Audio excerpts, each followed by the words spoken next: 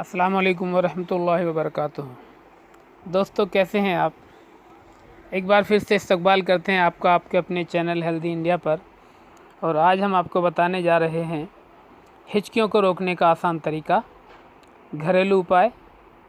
दोस्तों हिचकियाँ जब इंसान को आती हैं तो कई बार जान पर बनाती है, पेट बहुत ज़्यादा दुखने लगता है और हम बहुत ज़्यादा परेशान हो जाते हैं और हिचकियाँ रुकने का नाम नहीं लेती। तो हम आपको बता रहे हैं कि हिचकियाँ कैसे रुकती हैं। इसका एक आसान तरीका, घरेलू तरीका, वो ये कि अगर आपके पास शहद मौजूद है तो आप थोड़ा सा शहद चाट लीजिए।